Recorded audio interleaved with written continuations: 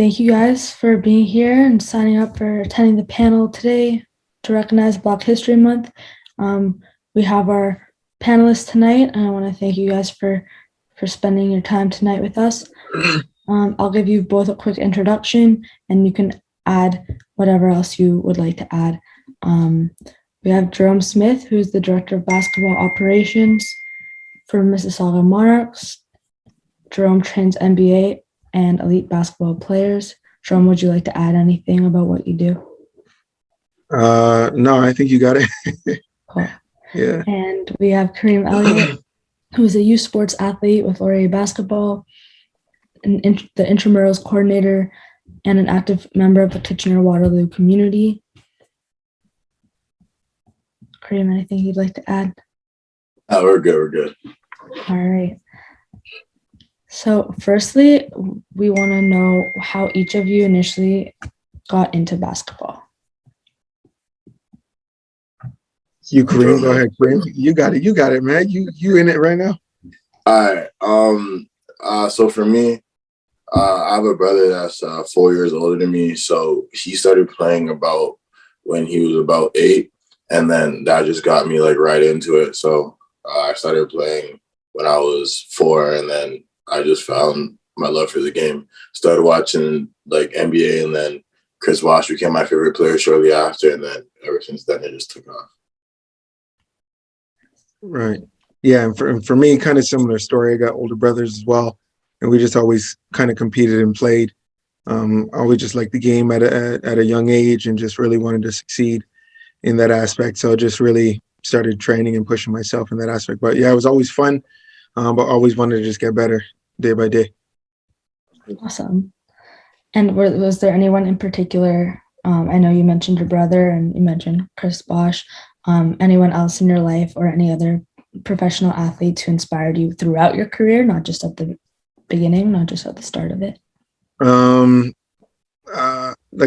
a non-professional level, I think it was just those around me, like a lot of friends and just, friends and family per se. We always just competed and played the whole time. At a professional level at that age, I would say like, I really liked a lot of kind of high school phenoms kind of going into the NBA. So at that time was kind of like Sebastian Telfair, who's not obviously in the NBA now, but Carmelo Anthony was big time, Paul Pierce, and guys like that. Obviously the Allen Iverson effect and so much stuff as guards, but I would say a lot of those players for sure. So just watching their development, and that inspired you to exactly push through. Exactly. Awesome. And at that time, not really even an age thing, but at that time, YouTube and a lot of the stuff wasn't as big, right? So just to kind of see something or hear about a lot of these players across the border in different countries was a big deal for sure. Awesome. And Kareem, how about yourself? I think I agree with what he said in terms of like just competing with like my friends and teammates and like just like other guys like in like the GTA kind of. But like on a professional level, I think I just became like a fan or like my favorite player changed like every few years. So for a few years it was Kawhi, and then like it was LeBron for a few years. I really like Draymond as well. So every couple of years, it kind of just switched up, and like those guys just became. I don't want to say they like shaped my basketball journey, but like they became like the guys I looked up to in like the basketball world. Gotcha. Awesome. Yeah, they're great players to like look at and develop your game. And of course, like it's not going to say it could stay the same, but as it's changing throughout their career and throughout your career, you learn a little bit from one player, a little bit from the other, and that's an awesome way to shape your own playing style. Yeah, and their journey and stuff like that. What has pushed you as an athlete? Failing. And what I mean by that is really, and really at a younger age, but really trying to succeed at one thing. So really actually having a plan and a goal and failing at it. It's such a burning like feeling inside where you're like, it's either you're gonna feel like that again, or you're just gonna be in a position where you're like that will never happen again. So I remember, I think it was like in elementary, like first year in high school. Actually, more in elementary. Like I was always kind of a good player, I'll call it. And then in high school, grade 9 and grade 10, I was a short dude at that time, and didn't really hit the growth spurt, but I was still killing the game. And then by the time I got into grade 11, I wasn't getting a lot of minutes at all, which I thought I would, but it just really pushed me to get into the gym literally every day. So I was literally in the gym every day, busting it to the YMCA, literally every day in the morning because I need to put in time. And then literally from there, it just progressed. My game got better, started becoming the main guy really on the team, and then took off from there. So really having a goal for me was really having a goal, and didn't get the goal for whatever reason. And it doesn't have to be like, it could be something where the coach really has a son, or, you know what I mean? It's a different reason that's just out of the norm, really, except for like you're a bad player, but even if you're a good player, but it's not going in your favor, what do you do? And then that really just pushed me to kind of get into the gym that much more. So I never get that experience again. So yeah. That's awesome. For me, I just love to win and I love to compete. Like, or I would say I just really hate the feeling of losing, and I just love competing so much. So like and basketball is just my passion. So it's my way of competing. It's my way of like getting that like energy out of me. But yeah, I just like love to win games. I just like love the feeling of like, especially like in a team oriented aspect, but like just being on top, like with my brothers, like after winning the game or like after winning a big game, the feeling of just like celebrating, like you're looking around the room and like, you know, that you gave your all, like that's what pushes me. Nice. What have you learned about yourself through sport? Go ahead, Kareem. If there's anything that you've learned about yourself through your athletic journeys. I would say I learned that like I'm pretty resilient. Like my journey, I've had like a lot of ups and downs. Like throughout like high school, I was like a pretty main player on most of my teams, and then I still finished finished high school with like no offers. And then I had to like trial for my team, didn't play for like my first 3 years. COVID hit, and I was still able to push through. I was still a leader on the team, found like other avenues to like still represent myself. So like I've found that I've been resilient. Nice. So like if you're not getting the minutes, just to persevere in other aspects and grow your leadership skills or grow your game mentality and excel in other ways until you get the chance to prove yourself on the court. Facts. Mm-hmm. Yeah, I would say that's kind of a little bit of mine, but more so like determined and disciplined. Sport really, let's call it basketball specifically, or just other sports as well. There's a discipline. There's a huge discipline aspect to it. Kareem, I mean, you're in university now. You would know that, like from playing post-secondary school, playing post-secondary ball, if not becoming a pro, because now it's really dependent on like it's on you. Like as a student, like you're a student athlete. So for me personally, I had to really learn how to balance school and how to balance basketball. It's kind of easy to do that at the high school level because someone's on you, whether it's your teacher or your principal. In university, I mean, you're gassed out if you lose a game, you're on the road and you just lose. If you take a loss, you're like, oh, I'm not even going to school tomorrow. Straight up. You know what I mean? It's one of those things. But now, like at the end of the day, if you don't go to school, and then you're not going to maintain your scholarship. You know what I'm saying? So like it kind of goes hand in hand. So for me, it really just made me more disciplined and prioritize. So like if this was a game, I got to focus on my game. As soon as the game is done, the game is done. I'm a student. I got to focus on my grades. I got to focus on this and that. So I don't kind of get lost in the mix and just live the hoop dream, but it's not really going to pan out for school. For sure. School is an important aspect to keep at the top of your mind and excel in school first, and of course excel on the court and excel in sport. But for the audience to know that they need to do well in school as well. Mm-hmm. Right. What have you learned about the world through sport? I would say, first, people look up to you in sports. Like Yeah. whether you're ready to be a mentor or not, or whether you know what I mean. Like people are looking up to you regardless. So at the professional level, you can see it often with a lot of guys where they're like, "I wasn't trying to be a mentor. I'm just myself." Well, that's the role you're in, especially at the highest level in the NBA. So what I've learned through that is that, and it's not just people who want to become a basketball athlete, but it's people who want to either have that fame for the time being or want to just really understand what it looks like in your shoe. So with understanding that, it allowed me to kind of get my foot into the doors of just building relationships with other people in different sectors. Do you know what I mean? Like just in the banking or this industry or whatever it may be, because they want to experience what it is as an athlete. Because sometimes as an athlete, it's very easy to connect with the youth, right?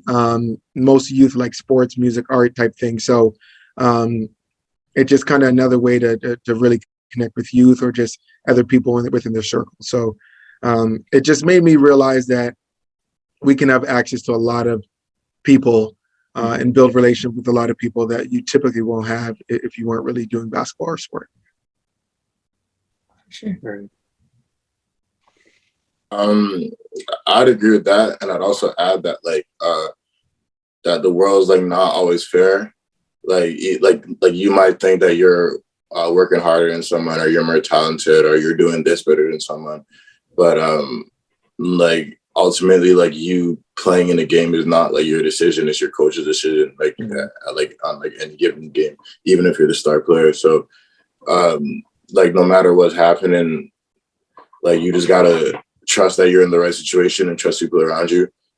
But like ultimately life isn't fair, and like you're gonna be put in tough places, tough spots. So you just gotta grind it out, and if you're really in a tough spot, just try to switch places or try to change your situation. Right. Mm. Great answer. That is very true. That life isn't always fair, and there are a lot of adversities that you can face in sport, and it's how you overcome them. So, going off of that, was there a defining moment in your career, whether as a player or just in general in your life? You got that, Kareem? Like a defining moment where like. I mean, if there's no defining moment, that's okay, because your career is long and made up of many moments. But if there's anything that stands out to you in your career that made you the player or the person that you are?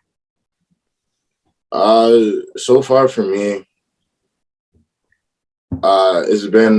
it's honestly like 3 losses. So in my grade 12 year, it was the semifinals. If we went to the finals, we would have played to go to off, so we lost in semifinals. In my second year here at Laurier, we lost in the Final Four to go to nationals. Again, in my third year to go to nationals. So like those are defining moments that like kind of drive me. Like it's like sometimes when like I'm like unmotivated, I can think about those moments and it pushes me because I do want to win. I feel the need to be successful at the level I'm at. So there's those like big losses in my life that keep me going. Nice. Right. Yeah, there's honestly a lot of defining moments as a basketball player, like playing through the journey. I think what actually stuck out more to me was this was actually in university, transitioning to go over to pro right after, really the year after. And my coach kind of told me like, okay, cool, you're going pro, but what else? Like, even if you go to the NBA, but what else? Like at the end of the day, who cares? Like he was a very like straightforward, laid back type coach, but he's like, yeah, like that's cool, but what else can you do? Or what else are you doing? So he kind of put in my mindset that like, what else? You know what I mean? And I think as an athlete, sometimes we kind of get caught up on just being an athlete. Like we're going to be an athlete forever. Even if you're in the NBA, being an athlete at 32, 33 year old, 32 and 33 here, you're like, yo, you're young.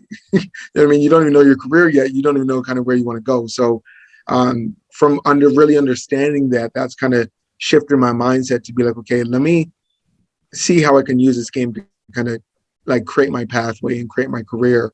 But at the same time, not even just advance myself, but advance others. You know what I mean? Building relationships again, and kind of not necessarily putting people on, but like however I can support them. You know what I'm saying? What you can do beyond basketball and what you can do within basketball for others. Exactly. And like going off of that, how would you say that school has impacted your careers basketball wise and outside of basketball as well? And like in what other ways do you think you would go about achieving your goals, as there's many pathways to get to where you are? Mm-hmm. I'm gonna be real, okay? I'm gonna be real here. So school, especially in the university, you can get so caught up on just going through your courses, and you can get caught up on just even like I was going to school for finance. So I'm like, okay, I want to do finance, but really in my mind, I'm like, I know I just want to play ball. So like, I'm just saying I want to do finance, but I want to play ball. But once you kind of understand what you actually want to do, whether it's an entrepreneur, like, or whether you're, you know what I mean? Obviously starting your own business, or you want to go into a certain sector, it's really starting to use that platform of being an athlete again, or using that platform of getting knowledge and sharing that knowledge, but furthering yourself with that knowledge, right? So when you're in school, like school kind of teaches you about a lot of the kind of the basics, or like a quick synopsis. But as soon as you leave school, this is why a lot of people they're like, I don't even know where I'm going. Like, what do I do? How do I apply for a job? What does this look like? You get so lost, right? But now it's kind of like creating your own pathway, building your contacts and your relationships. And as what Kareem was saying with like coaching, like connecting with people already who are like business owners. You know what I'm saying? So when you come out, they're like, yo, I know Kareem already. I know Jerome already. You know what I'm saying? And then, hey, let me kind of help you. As opposed to now when you leave as a basketball player, they only remember as a basketball player, your career's already done. And now they're like, you don't have no skill set. You know what I'm saying? So building that relationship so you can actually kind of further yourself. For sure. Yeah, I would pretty much say the same thing. Like, I haven't really started my career yet. I'm still in my 5th year, but just honestly, like leveraging any connection I can make in school right now for like after school, because I find that a lot of people, like as you were saying before, like a lot of people graduate and like they just leave and they have nothing on their resume, and like they can't even find like a entry level job because of that. So if you build your resume throughout university, there's always going to be like opportunities. Like for me, it was intramurals. My coaches helped me out a lot, and there's just been like other like situations that have just like been available for me. But like just like using those to meet people who are in better situations, or situations that you don't want to be in the future. Even like what you did for the Christmas drive, like taking that initiative to help your community members and build up those around you, right? Kareem? Yeah, like even from like doing that, there were some people that I met that I didn't think I'd meet, and like in the long run and in the future for more Christmas drives, I could they'll be able to help me. So yeah, right. Awesome. Is there anything for the audience that you would say to keep in mind and take away from your experience that they can hold on to and keep in mind for their growth as people and as athletes?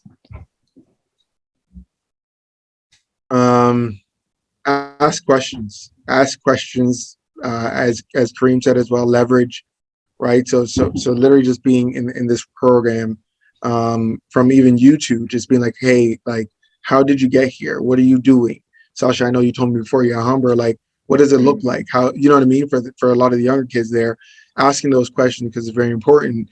But then like, what's very important is the relationship building. So building that relationship and like, quote unquote, sacrificing some of your time right now to really understand kind of what's going on and kind of looking at the bigger picture, right? Because all these youth that are coming through this program, they're either going to be ending up in different jobs, whether it's better or worse than ours, you know what I mean? But they're going to be in a position where it's like they can assist you in some way or vice versa. So just really leveraging your relationships and your contacts, and just being genuine about everything you do. For sure. It always works. Yeah. I'd say to like try new things and don't be scared to be unique. I find oftentimes like like some people want to do things or they want to be this person, but they're scared of how they'll be perceived by their friends or like other people. But just don't be scared to be you and try new things, try new experiences, because you won't really know what you like until you try different things, and you might fall in love with something.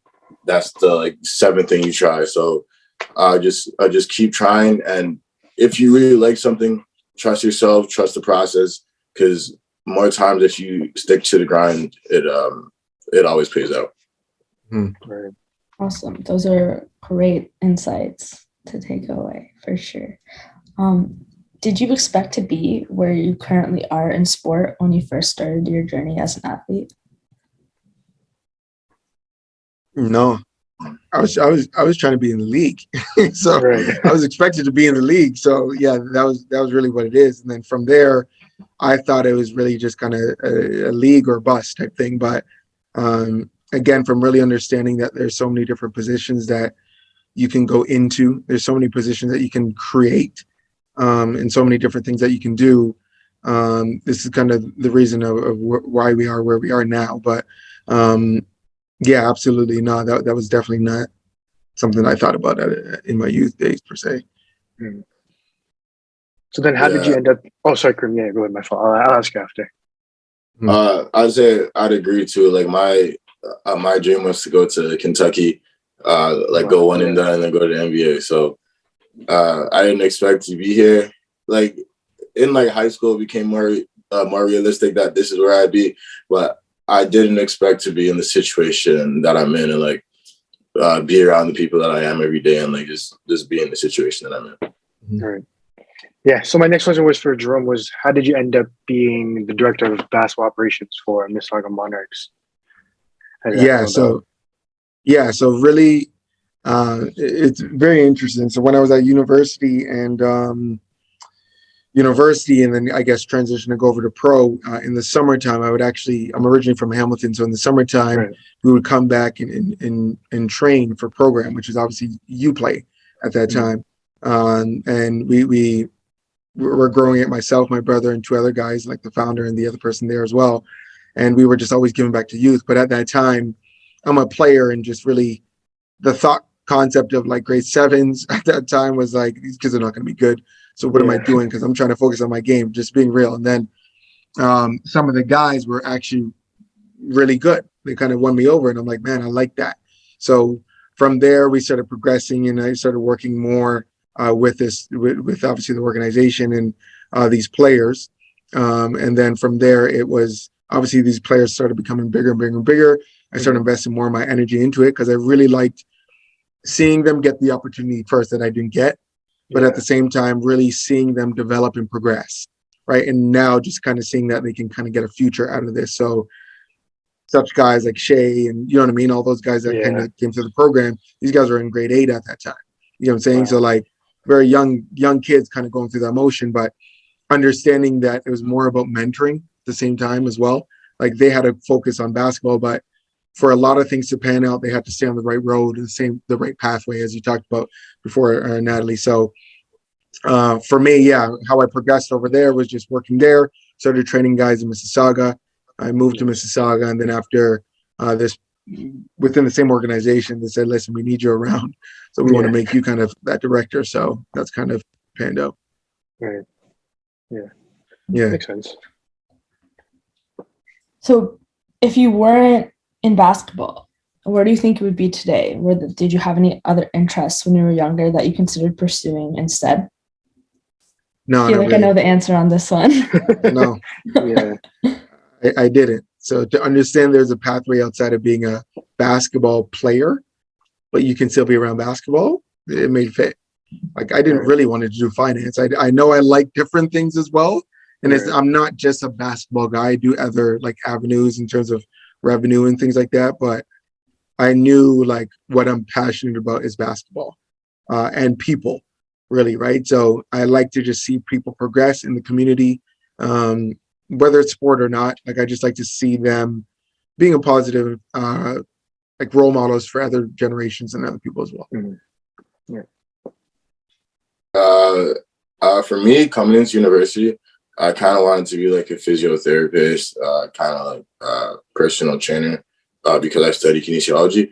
But like throughout the years, it just became like more that basketball is just my passion, and that's just what it is. I'm still finishing my classes, I'm still doing it, but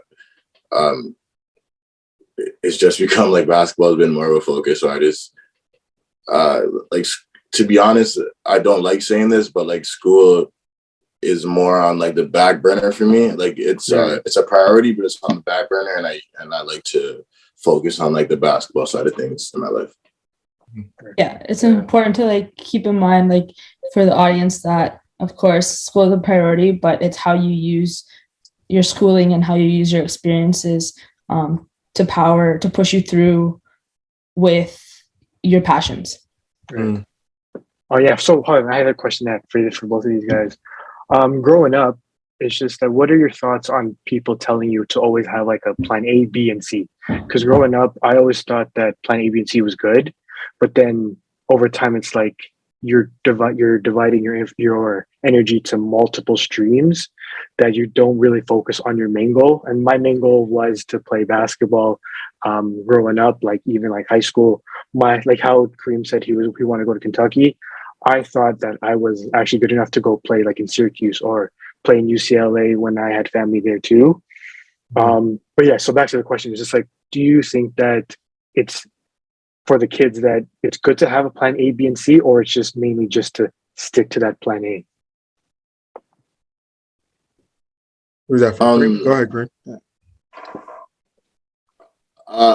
I think it's good to have a plan B, but to still put like almost like 80 or 90% focus on your plan A.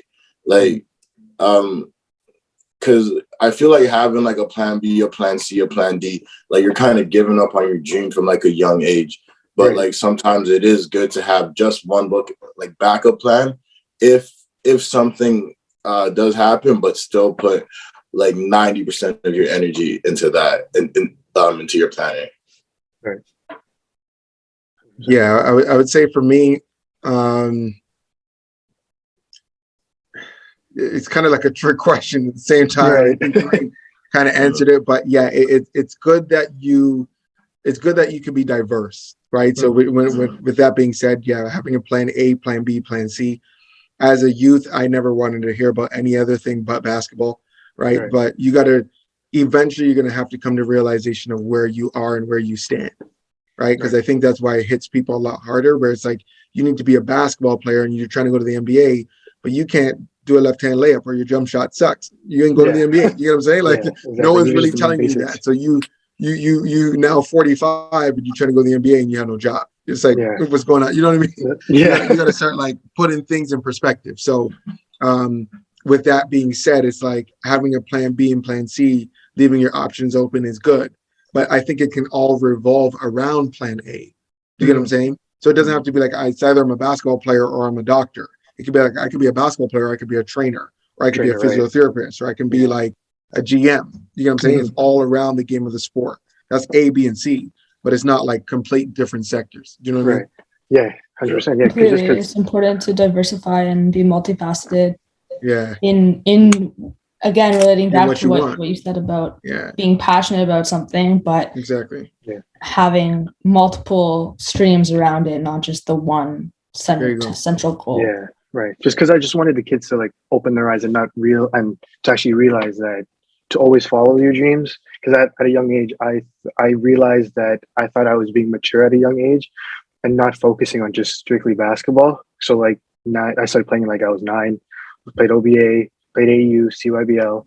But like how you guys talked about failing, I was scared to fail. So I never was, I guess, open enough to to do the crazier things playing basketball, like just taking that shot, taking the layup, always passing up my opportunity when being a basketball player. So that kind of like just threw me off. And that's when I ended up at a young age looking at other plans. So from basketball, I ended up going to cooking, but then I just realized cooking was more of a hobby. And then it was back to basketball. So then if I put all of my energy into one thing, then I guess it would have helped.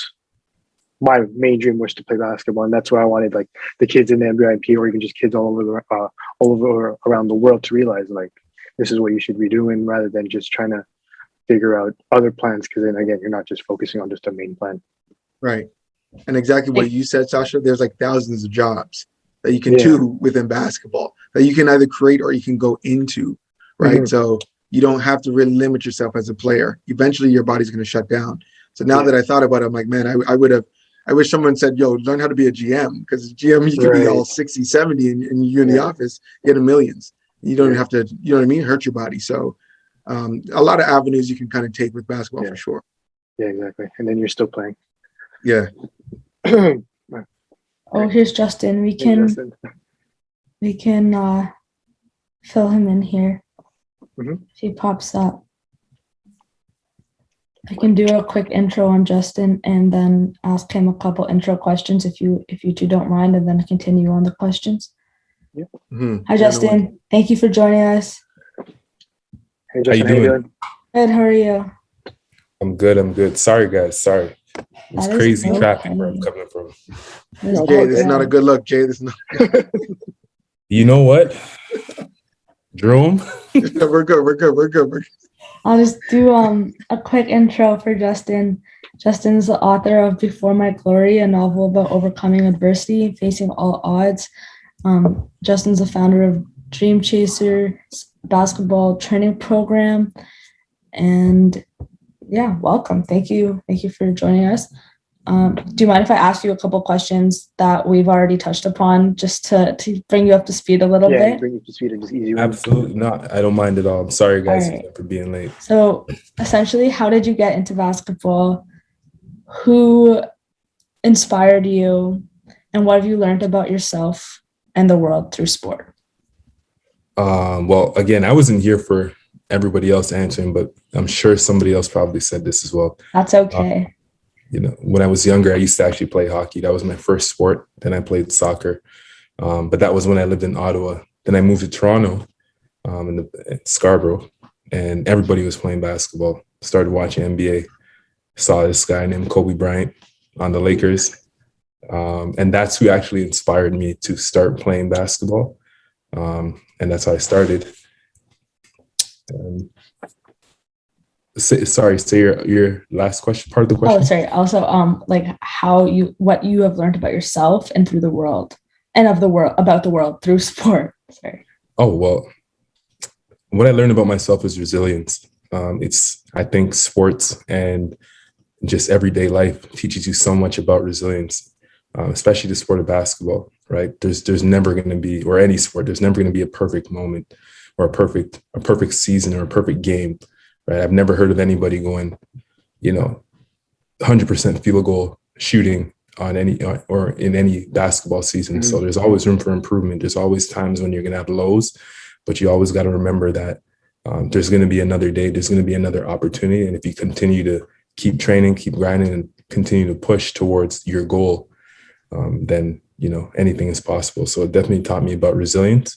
And that's what I hold with me every day on a daily basis from basketball and everything else. Awesome. And your book talks about overcoming adversity and how your perseverance and grind mentality got you to the successful spot that you're in. Do you want to touch upon that a little bit? My book is just, it's a story about adversity. And what I did is I used my real life experiences to narrate it. So we've all got stories. And I tell people all the time that if you have a story, then you should be inclined to want to share that, because you're probably not the only person in this world, or even in, your circle of friends who have gone through similar situations. But unless you share those things and, you're boisterous about them, nobody else will know. And what usually happens when you start sharing these things about yourself is people start to open up to you and say, you know what, I went through the same similar thing.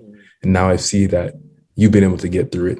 So I know that there's light at the end of the tunnel because I'm like you, and we're all like each other. And if we continue to pick each other up and cheer each other on, even in times of hurt or, adversity or loneliness or all these things that I speak about in my book, then, it's just going to give us more of an opportunity to make better decisions and come out stronger. Right. For sure. Awesome. Thank you for sharing that. I also just had one more question just to bring you up to speed to what we have kind of talked about already. You mentioned basketball and soccer were passions of yours when you were younger. Hockey too. When you started in your athletic journey, did you think you would be where you are today in basketball, or did you think you would follow soccer or hockey instead, or any other passions of yours? Well, I never actually thought I would be where I am today. I kind of stumbled upon what I'm doing. Like many other basketball players, I had aspirations to play in the NBA, but, I dreamt big, which is what I believe that we all should do, dream big, and set your goals high, set your dreams and your goals, your aspirations to a standard of higher expectations. So I told myself I wanted to be in the NBA, and because I was dreaming so big, I was blessed to still end up landing in the NBA, just not as what I thought I would be. I ended up doing coaching or skill development or, running camps or doing stuff of that nature with NBA players, with the NBA as a whole. I've also traveled with the NBA. So I definitely never thought that this would be something that I would be doing, but I'm glad that because I was able to set a high goal and still dream big, that I was able to land amongst the company that I wanted to be in. Awesome. Well, thank you for sharing that. I'm going to open the floor back up and head into our next questions. How do you think the sports landscape has changed for Black athletes in the past 5 years? And how do you think it will change in the next 5?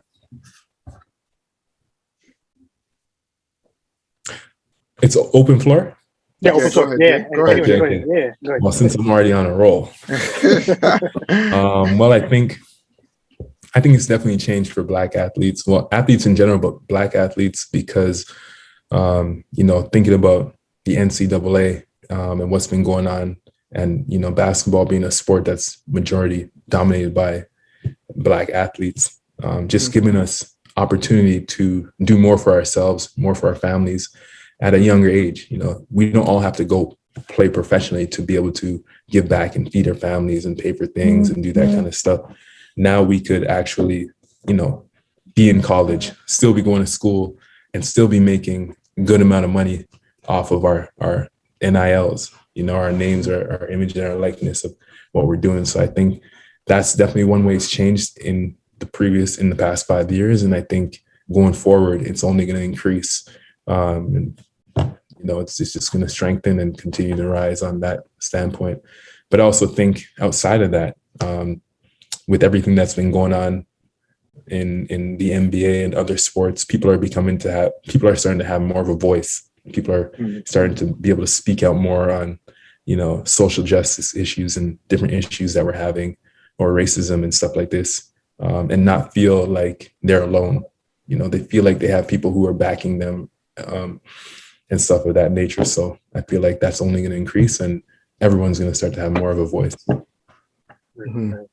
And I'll piggyback off of that. I think that was the key thing, just the voice, really, where like before it's just not doable, right? And you hear kind of a lot of comments before where it was like shut up and dribble and things like that, where they literally just box you in as an athlete.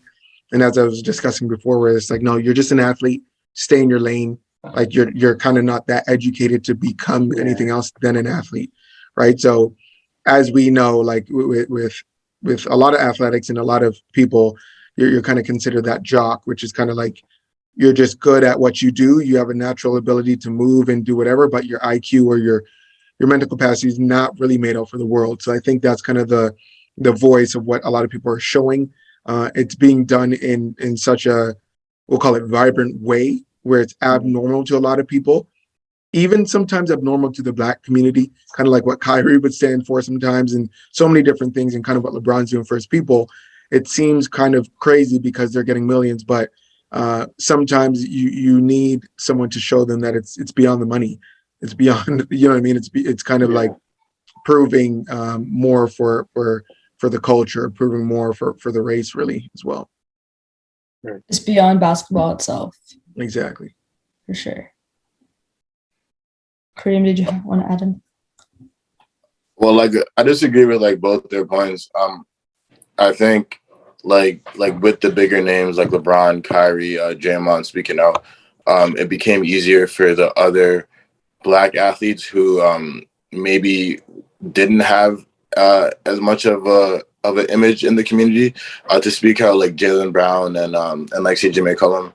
And because of that, it gave like even athletes just like me a voice. Like just seeing like more professional Black athletes, it just trickled down all the way, and then people who look up to just even like youth sports athletes then kind of get the same message. So I think like as the platform of like LeBron increases, it increases throughout like every Black athlete. Mm-hmm. Awesome. Thank you guys for sharing that.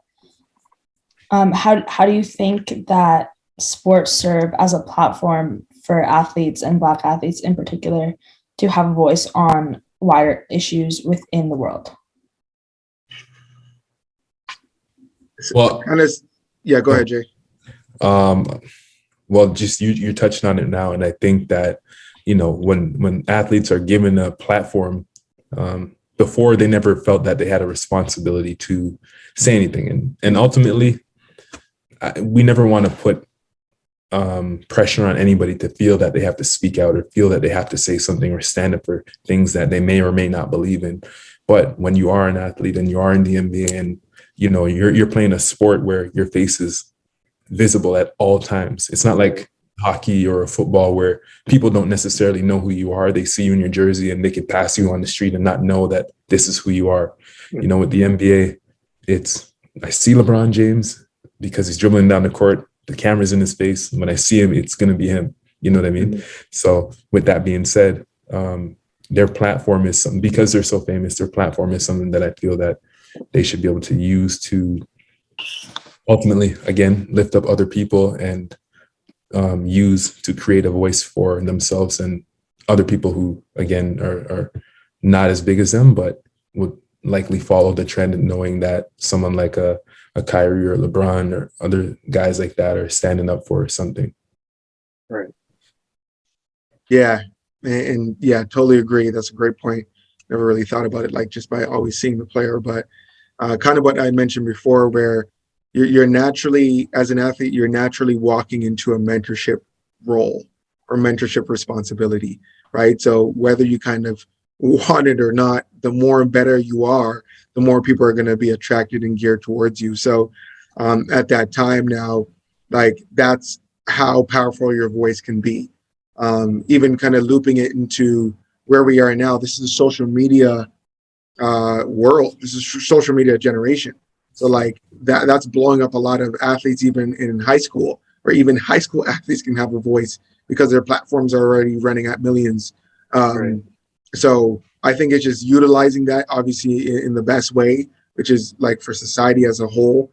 But at the same time, yeah, as a Black athlete, I think it's important that using that voice, because we've been suppressed for our voice for quite a while as well. So it's definitely time to kind of stand up for what's needed.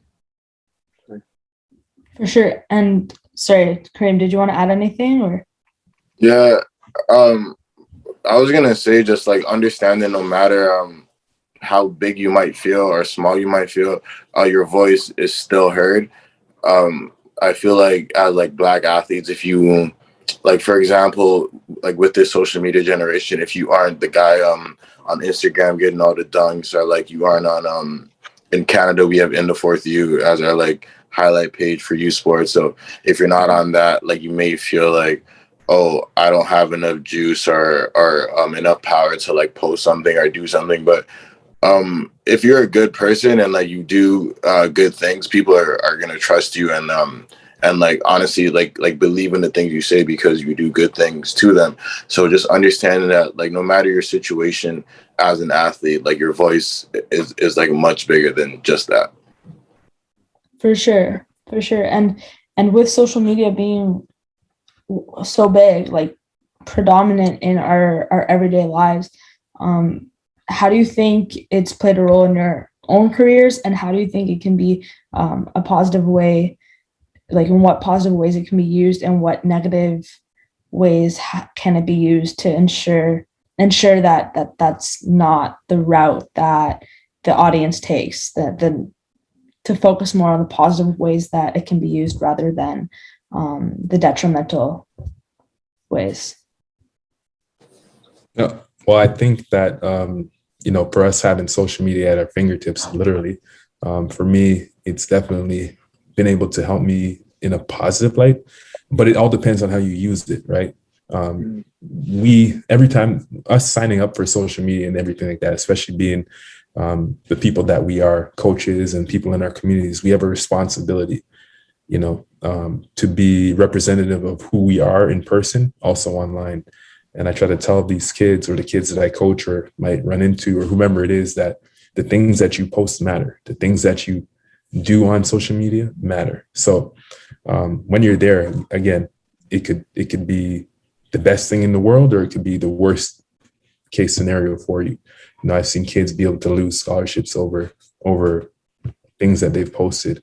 So it's just about watching what you're doing, and trying to influence others to do the same thing.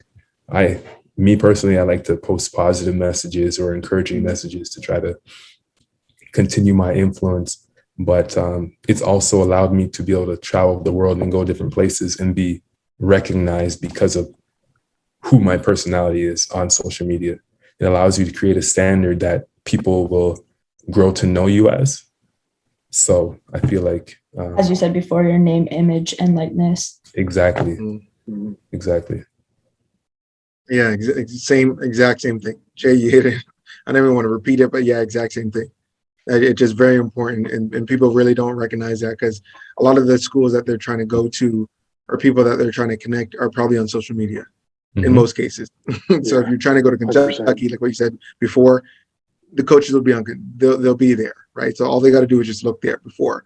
If we were trying to be seen before, we would literally have to send VHS, you know what I mean? We got to send DVDs, you know what I mean? We got to go through the whole works. You literally got to go there yourself.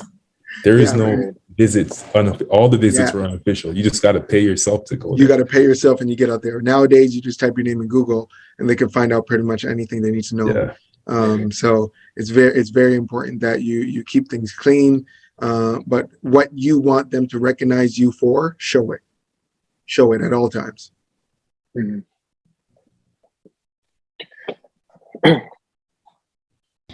Okay, so everyone has their own experiences, and what are some ways that the audience can approach any obstacles in life? Like, for example, if someone doesn't appreciate you or puts you down, how can one overcome that negativity and persevere despite any obstacles or downfalls that they may have?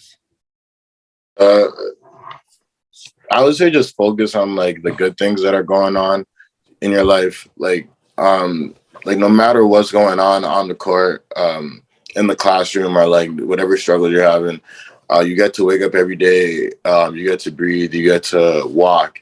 You get to live. So just like breaking it down to the simple things, appreciating the little things, and they'll help you focus on the big picture and just help you get better every day. Because if you get better every day, then a year from now, that task will be much easier than it was at that point. So just by appreciating the little things every day, it helps you do like small tasks every day, and then over time you'll become better. Right.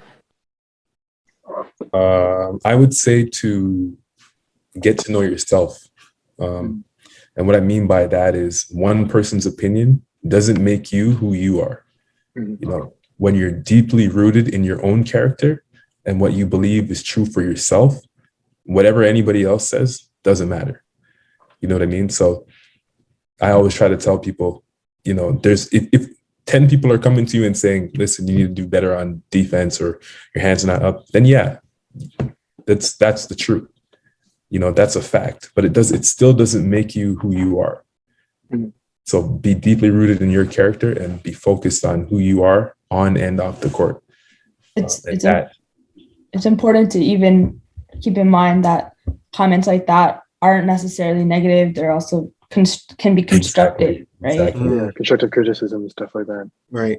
And I was gonna say, find the truth in the negative, right? So like knowing your why, like once you really understand why you're doing what you do, then you're gonna be driven, as a lot of people would be. But understand the truth in the negative. And what does that mean? Is again, like if someone, the fact of the matter is like you have a lot of work to do, or you're too slow, or you got to work on your jump shot, or your grades are not good. Some people can take that quote unquote negativity as I must fail and I'm done. You know what I mean? But Yeah. at the same time, the truth is that's what it is right now. You know what I mean? So let's see how you can progress to go forward, because there's a lot of truth in a lot of negative.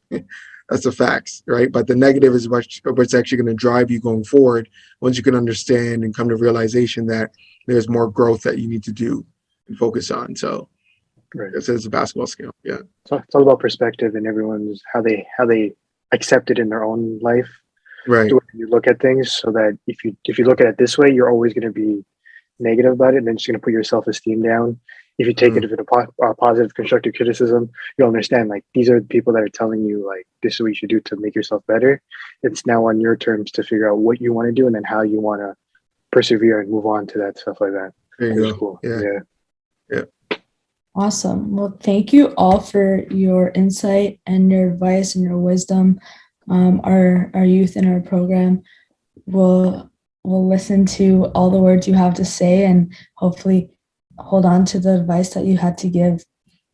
Thank you so much for coming out tonight. I appreciate it. Thanks for having me.